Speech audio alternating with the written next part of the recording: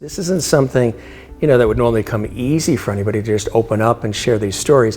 And you do that in this extraordinary book. You share these stories, including your own personal journey as well. Well, I had not talked to even my family or friends or anyone on the job about that life-changing experience. And I am very spiritual, but you don't talk about religion at work. But God called me and had a plan for me for a reason, to make a difference.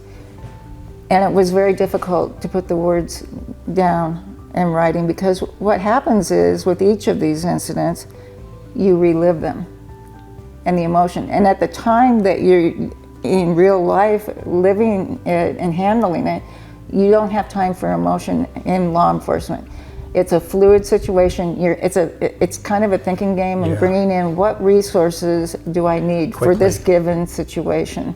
So you have to handle it and lock down the evidence for crime scenes, and handle arresting the bad guy if you have to, and basically you don't have time to show emotion.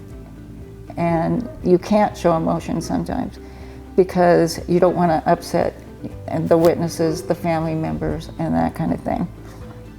I relived every incident, every word of every incident, and when I talk about it now, I do get emotional, because I allow myself to and feel it. Yeah. But it was very hard to go back and edit and re-edit the book, and I wanted it to be meaningful. But to answer your question, I believe that God wanted me to put it on paper, because I hadn't talked about it for 40 years, and I'm not putting God and recognizing what He did in my life, and how He guided me, and the path that He wanted me to take. He did have a plan for me. And so, but the book itself, I also wanted people to know and recognize, hopefully give them hope and faith that there is a higher presence, whatever you would call it, that is there for you to protect you. If you call it God, or whatever you might believe in. Divine, a divine, a higher presence.